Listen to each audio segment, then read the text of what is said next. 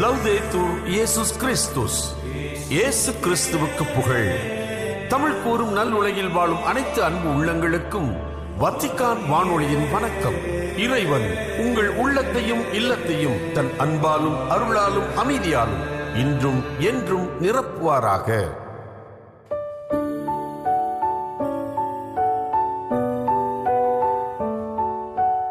Vatican வானொலி இன்று உங்களுக்கு வழங்கவிருப்பவை கதைகள் 1000, வாரம் ஒரு நிகழ்வு மற்றும் செய்திகள்.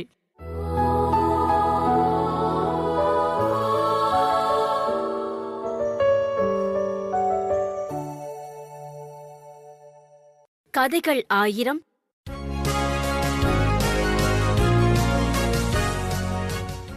பன்னிரெண்டாம் வகுப்பு பன்னீர் அரசு தேர்வை நெருங்கினான். ஆளாளுக்கு அச்சுறுத்தினார்கள். வானொலி தொலைக்காட்சிகள் வேறு பதறின. அப்படிப்படி இப்படிப்படி அப்படி மனப்பாடம் பண்ணு, அதை துண்ணு, இதை துண்ணாத. புத்திமதி சொல்லி சொல்லி பலரும் பேரின்பம் கண்டனர். பேதலித்த மனதோடு மிரண்டே போனான் பன்னீர். இவ்வளவு பாடத்தையும் நான் எப்படி படிப்பது, எப்படி புரிந்து கொள்வது? என்னால் அது முடியுமா? இந்த விவசாயி மகன் மூளைக்கு இவ்வளவு சக்தி உண்டா? சந்தேகமானான், சோகமானான், மனம் தேம்பினான், தன் நம்பிக்கையின்றி தளர்ந்து போனான், நிம்மதி இழந்து நடுங்கி போனான், நொறுங்கி போனான். இதை கவனிக்க தவறவில்லை அந்த படிக்காத அப்பா. அன்று மாலை கனத்த மனதோடு காலார காற்று வாங்க கழனி காட்டு வெளி போனான். அங்கே எள் விதைத்து உழுது கொண்டிருந்தார் அப்பா.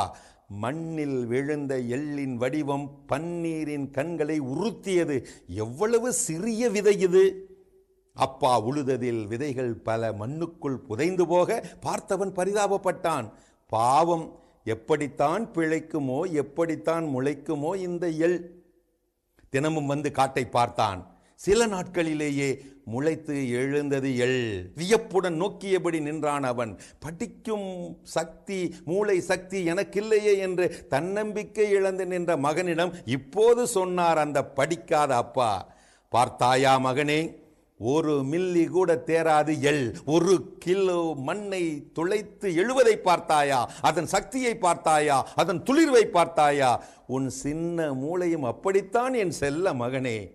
அதன் சக்தியை சந்தித்து பார், அதன் ஆற்றலை நீ ஆர்ப்பரித்து பார். அதோடு வெடித்து வெளியே வர இருக்கும் உன் மனப்பாட சக்தியை பார், மகத்தான மதிப்பெண்ணையும் பார். ஆம், என்னால் முடியாது என்ற லொல்லா எல்லை பார். அக ஒளி அறிவொளி பயணத்திலே உனக்கு உள்ளே உண்டு ஆற்றல் மாறா கோட்பாடு. இது ஆல்பர்ட் ஐன்ஸ்டீன் சொன்னது. என்னால் முடியாது என்று நின்று விட்டவர்களுக்கு நன்றி. அவர்களால் தான் நான் இன்றைக்கு இவ்வளவு சாதித்திருக்கிறேன்.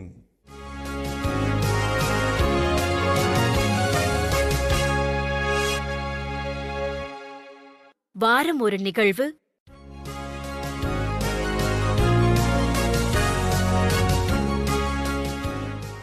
அன்னையர் தினம். உலகில் மொழிகள் தோன்றுவதற்கு முன்பே உருவான முதல் சொல் அம்மா. அன்பின் ஊற்றாகவும் தியாகத்தின் இலக்கணமாகவும் திகழும் தாய் பாசத்தை போற்றும் விதமாக ஒவ்வொரு ஆண்டும் மே மாதத்தின் 2ஆம் ஞாயிற்றுக்கிழமை அன்னையர் தினம் உலகம் முழுவதும் மிகுந்த எழுச்சியுடன் கொண்டாடப்படுகிறது.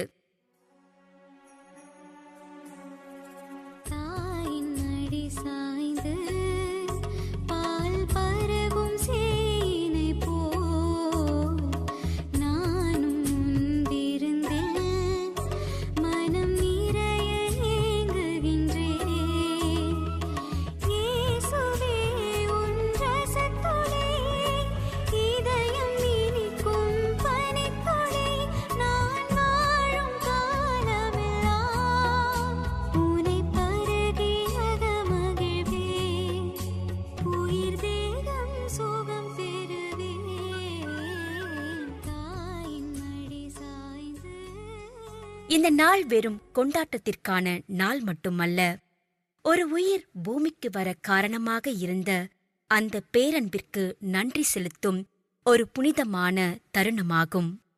நவீன அன்னையர் தினம் கொண்டாட்டத்தின் வரலாறு அமெரிக்காவை சேர்ந்த ஆனா ஜார்விஸ் என்பவரிடமிருந்து தொடங்குகிறது. தனது தாயார் ஆன் ரீவ்ஸ் ஜார்விஸ் மறைந்த பிறகு அவரது நினைவாகவும் ஒட்டுமொத்த தாய்மார்களின் தியாகத்தை போற்றவும் 1908ஆம் ஆண்டு இந்த முயற்சியை அவர் தொடங்கினார். இதற்கென அவர் தொடர் போராட்டங்களை முன்னெடுத்தார்.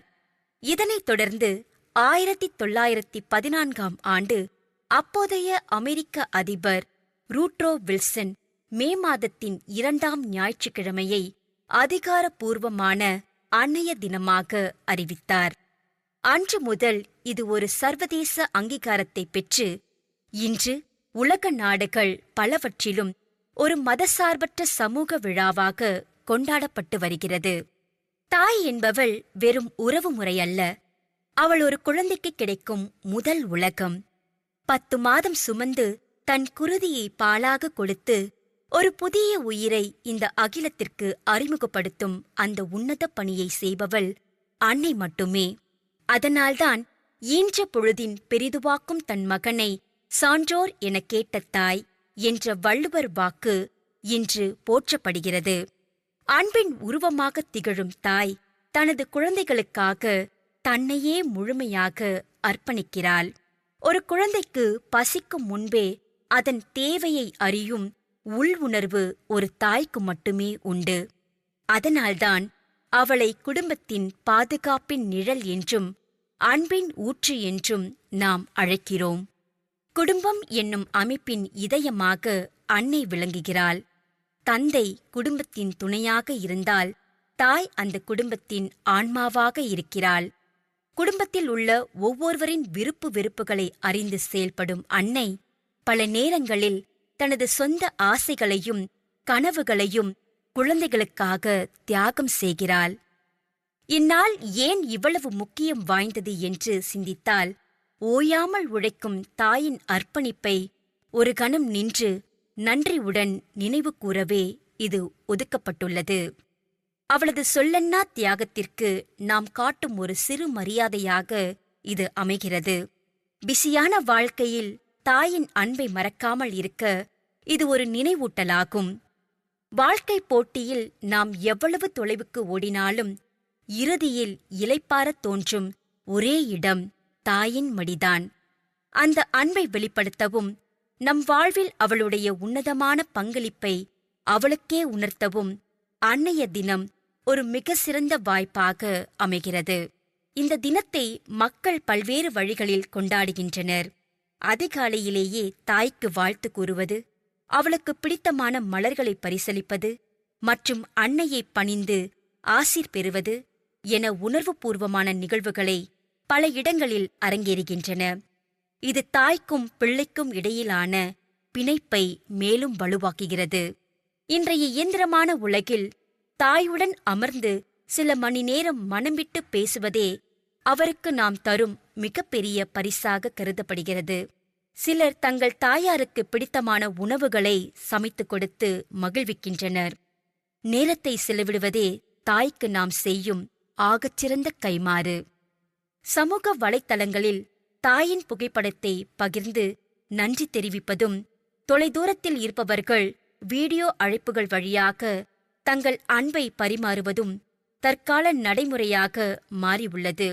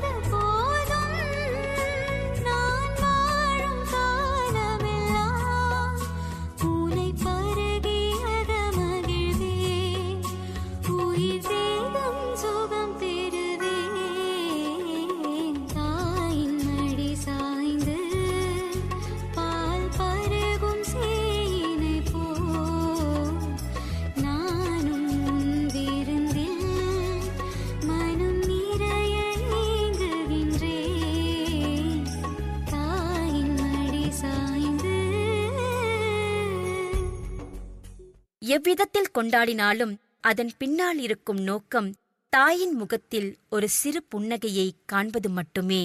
தாயின் அன்பு என்பது நிபந்தனையற்றது. நாம் எவ்வளவு தவறுகள் செய்தாலும், உலகம் நம்மை கைவிட்டாலும், எவ்வித பிரதிபலனும் எதிர்பார்க்காமல் நம்மை முழுமையாக ஏற்றுக்கொண்டு மன்னிக்கும் ஒரே தெய்வம் தாய் மட்டுமே. தாயின் இதயத்தில் எப்போதுமே மன்னிப்பும் மட்டற்ற அன்பும் நிறைந்திருக்கும். இறைவன் எல்லா இடங்களிலும் இருக்க முடியாது என்பதற்காகவே தாயை படைத்தான் என்ற அழகான மேற்கோள் உண்டு. இறைவனின் இருப்பை நாம் உணரும் முதல் இடம் அன்னையின் கருவறையும் அவளது கனிவான அரவணைப்புமே ஆகும். ஒரு நல்ல தாயால் மட்டுமே ஒரு சிறந்த குடிமகனை சமுதாயத்திற்கு வழங்க முடியும். தாய்மை என்பது வெறும் உயிரியல் சார்ந்தது மட்டுமல்ல, அது ஒரு பண்பு. மற்ற உயிர்களிடம் கருணை காட்டும் ஒவ்வொரு பெண்ணிடமும் அந்த தாய்மை ஒளிந்திருக்கிறது. அன்னையர் தினம் என்பது மே மாதத்தின் ஒரு ஞாயிற்றுக்கிழமையோடு முடிந்துவிட வேண்டிய ஒன்றல்ல. நம்மை பெற்றவளை அவளது வாழ்நாள் முழுவதும் அன்போடு கவனிப்பதே சிறந்த கொண்டாட்டம். நம்மை பெற்றவளை அவளது முதுமை காலத்தில் எவ்வித மனக்குறையும் இன்றி பராமரிப்பதே நாம் காட்டும் உண்மையான அன்பு. தாயின் அன்பை மதித்து அவரை எப்போதும் கௌரவித்து நன்றியுடன் வாழ்வதே உண்மையான அன்னையர் தினமாகும். அனைத்து தாய்மார்களுக்கும் எம் இதயம் கனிந்த அன்னையர் தின நல்வாழ்த்துக்கள்.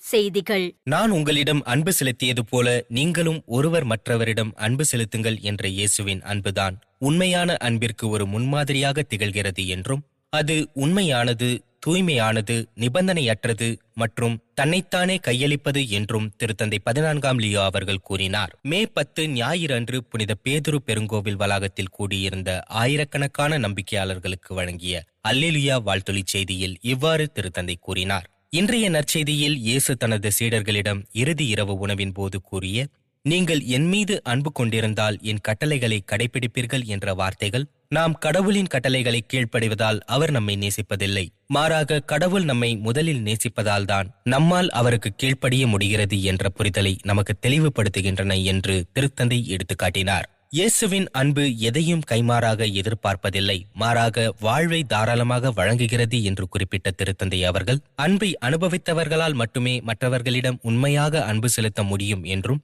கடவுளின் கட்டளைகள் சுமைகள் அல்ல, அவை நம்மை போலி அன்பிலிருந்து குணப்படுத்தி மீட்பை நோக்கி அழைத்து செல்லும் ஒரு பாதையாக அமைகிறது என்றும் எடுத்துக்காட்டினார். உண்மையான நலவாழ்வு பராமரிப்பு என்பது மருத்துவ நிபுணத்தை சார்ந்தது மட்டுமல்ல என்றும், மாறாக நோயாளிகளுடன் நேரில் இருப்பதும் அவர்களின் உடல், உளவியல் மற்றும் ஆன்மீக தேவைகளில் தனிப்பட்ட கவனம் செலுத்துவது அவசியம் என்று திருத்தந்தை 14ஆம் லியோ அவர்கள் கூறினார். மே 9 சனிக்கிழமையன்று இத்தாலிய அமிலோட்ரோபிக் லேட்டரல் ஸ்கலிரோசிஸ் சங்கத்தின் பயனாளர் பயனாளிகள், குடும்பத்தினர், தன்னார்வலர்கள் மற்றும் நலவாழ்வு பணியாளர்களை திருப்பிடத்தில் சந்தித்த போது இவ்வாறு திருத்தந்தை கூறினார். நரம்பு மண்டலத்தை பாதிக்கும் ALS நோயால் பாதிக்கப்பட்டவர்களை தீர்க்கதரிசிகள் என்று புகழ்ந்து பேசிய திருத்தந்தை, துணிச்சல், நம்பிக்கை மற்றும் விடாமுயற்சியின் மூலம் வாழ்க்கையின் உண்மையான மதிப்பை அவர்கள் வெளிப்படுத்துவதாக திருத்தந்தை குறிப்பிட்டார். உதவி வழங்குதல், ஆதரவு திரட்டுதல் மற்றும் அறிவியல் ஆராய்ச்சி ஆகியவற்றில் இந்த அமைப்பு காட்டும் அர்ப்பணிப்பிற்கு தனது நன்றியை தெரிவித்த திருத்தந்தை, நோய் ஒருவரின் வாழ்வை முடக்கிவிடலாம்,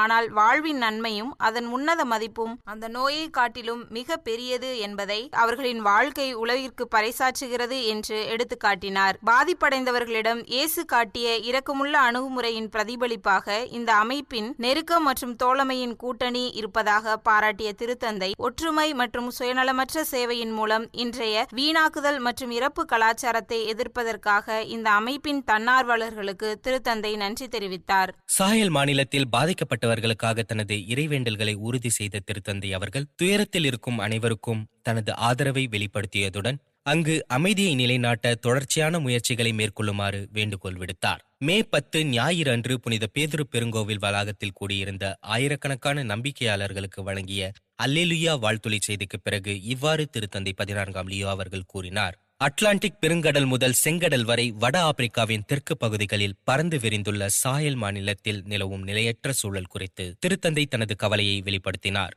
மேலும் சாஹேலில் அனைத்து வகையான வன்முறைகளும் முடிவுக்கு வர வேண்டும் என்று நான் விரும்புகிறேன் என்றும் அந்த பிரியமான நிலத்தில் அமைதியையும் வளர்ச்சியையும் மேம்படுத்துவதற்கான ஒவ்வொரு முயற்சியையும் நான் ஊக்குவிக்கிறேன் என்றும் திருத்தந்தை கூறினார். அன்னையர் தினத்தை முன்னிட்டு உலகம் முழுவதும் உள்ள அன்னையர்களுக்காக சிறப்பு இறைவேண்டல் செய்த திருத்தந்தை, இயேசுவின் தாயான அன்னை கன்னிமரியாவின் பரிந்துரையில் அவர்களை ஒப்படைத்து அனைத்து அன்னையர்களுக்கும் தனது அன்பையும் நன்றியையும் தெரிவித்தார். ஞாயிறன்று புனித பேதுரு பெருங்கோவில் வளாகத்தில் கூடியிருந்த ஆயிரக்கணக்கான நம்பிக்கையாளர்களுக்கு வழங்கிய அல்லேலூயா வாழ்த்துளி செய்தியின் இறுதியில் இவ்வாறு திருத்தந்தை கூறினார். வறுமை மற்றும் சவாலான சூழல்களில் வாழும் அன்னையர்களுக்கு தனது ஆதரவை வெளிப்படுத்திய திருத்தந்தை, ஒவ்வொரு ஆண்டும் மே 10ஆம் தேதி கொண்டாடப்படும் காப்டிக் கத்தோலிக்க நட்பு தினத்தை முன்னிட்டு தனது வாழ்த்துக்களை பகிர்ந்து கொண்டார். மேலும் காப்டிக் ஆர்த்தடாக்ஸ் திரு அவையின் தலைவரான திருத்தந்தை 2ஆம் தவோட்ரோஸ் அவர்களுக்கு தனது வாழ்த்துக்களை தெரிவித்த திருத்தந்தை, கத்தோலிக்கர்களுக்கும் காப்டிக் கிறிஸ்தவர்களுக்கும் இடையே வளர்ந்து வரும் இந்த நட்பு கிறிஸ்துவுக்குள் ஆழமான ஒற்றுமைக்கு வழிவகுக்கும் என்று நம்பிக்கை தெரிவித்தார்.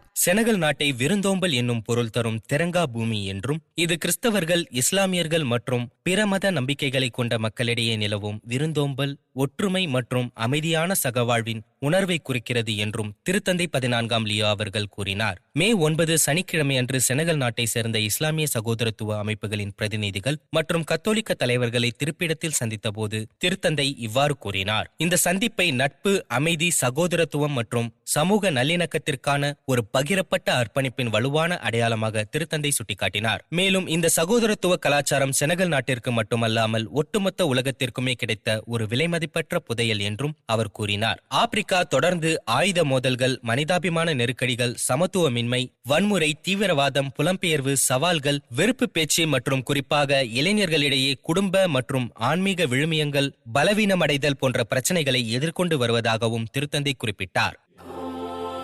இத்துடன் வத்திக்கான் வானொலியின் தமிழ் ஒளிபரப்பு நிறைவு பெறுகிறது. உங்கள் செவிமடுத்தலுக்கு நன்றி.